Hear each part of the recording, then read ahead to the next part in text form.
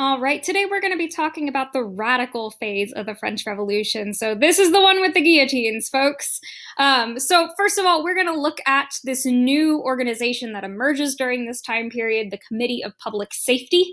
We're going to talk about to what extent did they protect the ideals of the revolution. And then we're going to look at the downfall of the Committee of Public Safety. So we're going to talk about what led to the reaction against them, and then we're going to talk about the government that emerged in the aftermath. All right, so where we last left off, Austria and Prussia had decided to invade France, and fear of this invasion caused the revolution to shift in a more radical turn, and it caused people to look for a scapegoat, and they are going to identify King Louis as that scapegoat.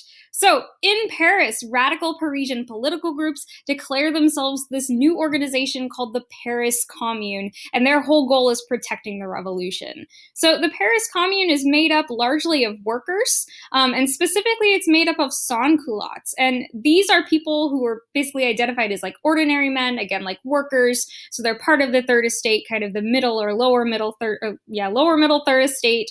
And the word sans-culotte, sans means without, if you've studied French. Culotte is a kind of short pants. And the reason why they called themselves this is that workers wore long pants because you got to keep those knees protected when you're working. And the elites wore those sort of short culotte pants, right? So they're identifying themselves explicitly as a member of the working class. Now, the Paris Commune takes King Louis captive because they blame him for that Austrian and Prussian invasion, and they force the Legislative Assembly, who is in charge right now, if you remember, to suspend the monarchy, and they call for a national convention to draft yet another constitution. And what they don't want a limited monarchy, they don't want a constitutional monarchy, they want a republic. And the National Convention creates that republic. So in September of 1792, the National Convention formally abolishes the monarchy, and establishes a republic. But just like we often see during revolutions, the National Convention is going to split yet again into two factions. And really the sticking point here is, what do they do with King Louis? So the moderate side is the Girondins. They are less radical. They're kind of afraid of the sans-culottes. They think they're a little bit too far to the left. And their goal is to send Louis either into exile or keep him under house arrest, which is kind of where he's at already. So they don't want to kill him. Now, on the other hand, on the very far left, we've got the Montagnards, and these are the more radical folks. Their power base is the sans-culottes, right? They support the workers support them, and they want to see King Louis dead. They want this monarchy done once and for all. No more King Louis, none of his descendants. They're ready for a fresh start. Now, what makes this a little bit confusing, so the Girondins and the Mountain were actually both Jacobins. And the Girondins actually split off from the Jacobins because they were more moderate. Now, what makes this kind of confusing is that you'll see some people refer to the Montagnards or the Mountain as Jacobins because they were originally Jacobins, but technically the Mountain's kind of their own thing. So I will try and refer to them as something separate from the Jacobins. But just as a heads up, whenever you're reading about the French Revolution, if someone's talking about the Jacobins, usually they mean the Montagnards. Now, initially, the Girondins have the majority, but the Montagnards ultimately take charge as the mood kind of shifts more towards anger and blames Louis for what's happening. All right. Now, violence is really going to intensify at this point. So in September of 1792, so right before the National Convention declares the Republic, Prussia actually makes it all the way to Paris. So the Prussian army is marching on Paris, and that sparks this mass panic that there are people within France threatening to work with the Prussians and sabotage the revolution. So gangs of armed sans-culottes raid prisons, and they kill about 1,000 to 1,400 prisoners. This is called the September Massacres. Now, a really important figure in this is this journalist named Jean-Paul Marat, who had this newspaper called The Friend of the People. And he was very much, again, I mentioned last time that fake news and, conspiracy theories have always been with us. And Jean-Paul Marat was very much into that, and he helped spur on these massacres. And raise a lot of support for the Mountain, too, while he was at it. Now, in January of 1793, so just a few months later, another really big incident of violence occurs, and that is when the National Convention finds the king guilty of treason, and then executes him by guillotine. And Marie Antoinette, I believe, is killed a few months later.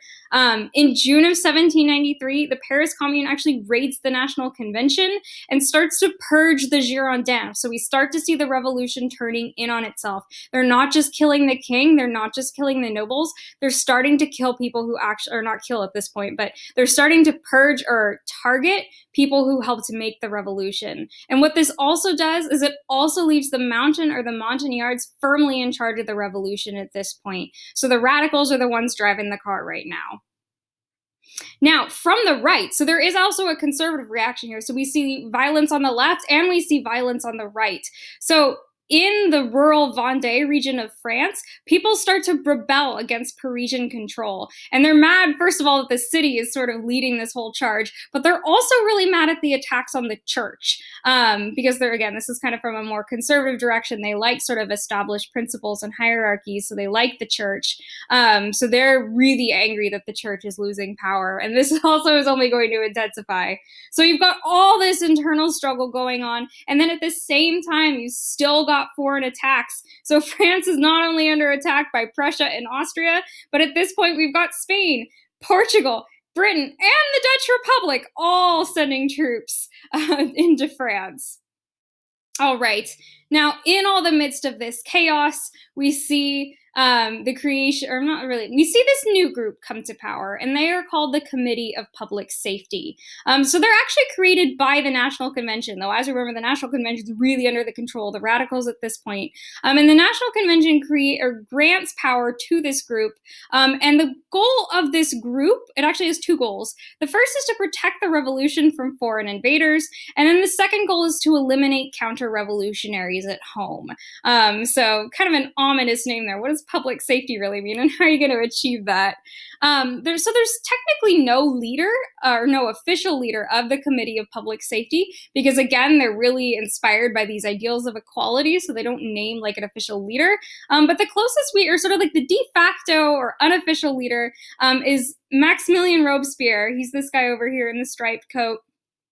And he is just obsessed with creating what he calls a republic of virtue. So he wants a republic, and he wants everyone to be sort of ideologically compliant. So he's not a dictator, but we definitely see some of the seeds of modern dictatorship in this guy. He definitely has kind of a perspective that's really similar to later dictators that we'll see in like the 20th century.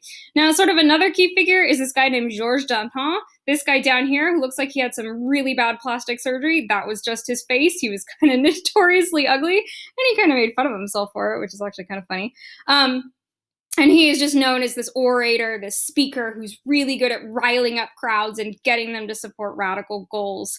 Now, what does the Committee of Public Safety do? So in order to achieve the first goal, in order to sort of push back against those foreign invasions, they call all able-bodied men to defend the nation, creating like this people's army that is one of the largest Europe has ever seen. And they actually are very successful. They help and they start to push that anti-French coalition back.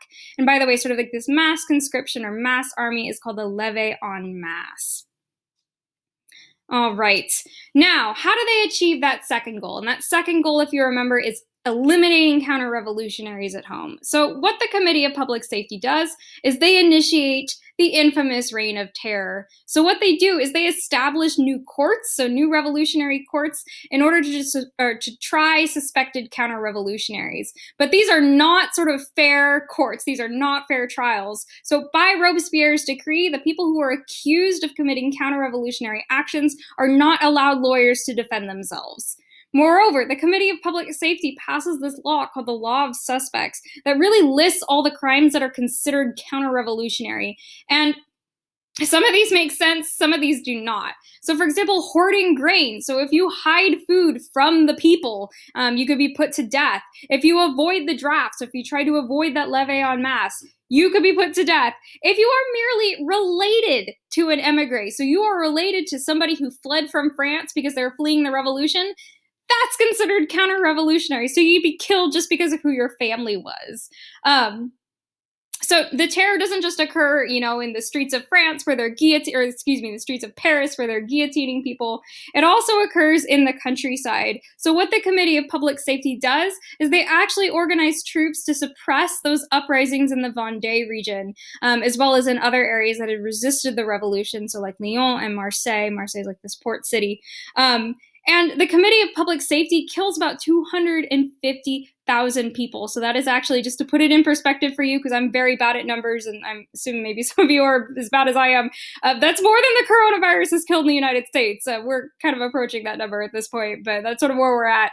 Now, what's really tragic about this is the Committee of Public Safety is all about protecting those ideals of fraternity and equality and liberty. But the revolution actually, or the reign of terror actually ends up killing mostly people from the Third Estate. So the majority of victims, so about 60% of the people killed, are peasants and workers, and only about 8% of those killed are nobles. And then kind of ironically as well, too, the terror actually ends up killing some of its own. So even some of the most radical Jacobins end up being put to death by the revolution. For example, Danton, that super ugly guy we saw in a couple slides ago, he is put to death during the Reign of Terror. All right. So sort of another example of how radical the Committee of Public Safety was their DeChristianization efforts. So again, one of the ideals of the Enlightenment was religious toleration, and that's really going to get twisted by the Committee of Public Safety, like all their other twists on Enlightenment values, right? So what they do is they try and eliminate or diminish the control of the Catholic Church in France. And they do it in kind of a funky way, actually. So for example, the Notre Dame Cathedral is renamed the Temple of Reason. Churches are raided and shut down. Priests are killed. The Jacobins also, or the Montagnards, also rewrite the calendar. So they try and make it more rational and less superstitious or less religious. So they create new months. They make the weeks 10 days long because it's a more rational number than 7 days. And they create a new system of numbering years. So year one is 1792, which is the year the Republic was declared. So you can't have year one be the year Jesus was born because that's way too religious. We got to make it when the Republic is founded. And by the way, too, this is a little random side note. This is something that happens in other revolutions as well. So when we talk about the Russian Revolution in the spring, too, those revolutionaries also had to change the calendar because I guess that's what you do when you're a revolutionary.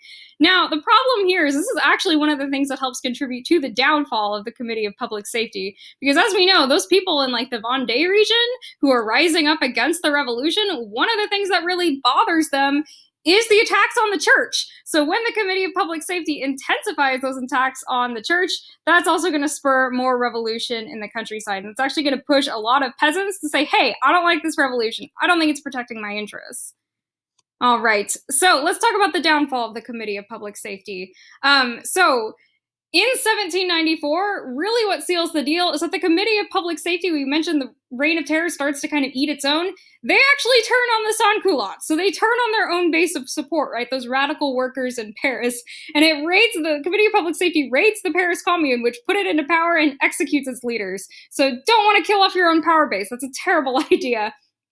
So the National Convention, which by the way still exists, they're not really steering the ship anymore. That's the Committee of Public Safety. But the National Convention gets really worried about how powerful this Committee of Public Safety is getting, right? They're like, Maximilien Robespierre, you are acting like a dictator. This is not what we wanted. We tried to get rid of tyrants. What's going on here? So what they do, they arrest Robespierre in July of 1794. They execute him. He is beheaded by his, by the guillotine. So his favorite thing ends up killing him. And that brings the dominance of the Committee of Public Safety to an end. All right, what happens after Robespierre? So after Robespierre's death, the revolution shifts back in a much more moderate or even conservative direction. So the pendulum is going to kind of swing back to normal or even past what it used to be.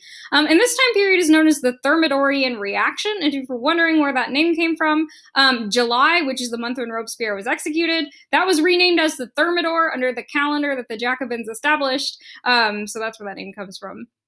The National Convention then severely limits the power of the Committee of Public Safety, closes the Jacobin clubs, and then reopens churches. So again, we're kind of going back to normal or going back to what it used to be. And they write yet another new constitution in 1795, which establishes a bicameral legislative assembly. So bicameral means it has two chambers.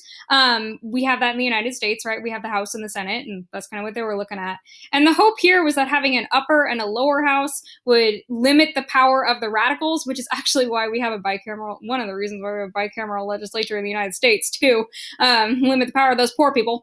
And it also establishes, in lieu of having some kind of unitary executive, so no king, no president, nothing like that, it establishes a 5-member directory in order to carry out law. But as you can imagine, when the executive branch is made up of 5 people who don't necessarily get along, not super stable, not really a great government. So the directory is really weak, it's not very stable, and it faces opposition from both the left and the right. So we've got royalists who want to bring back the monarchy, we've got people who still sympathize with the Jacobins, right? So society is really split, the directory can't really handle it. And what this does, all this chaos, all this uncertainty, all this weakness in the government, it creates an opening for a powerful, charismatic military leader to step in and take control. And I'm going to leave you there with another cliffhanger. And then when we come back from break, we're going to talk Napoleon.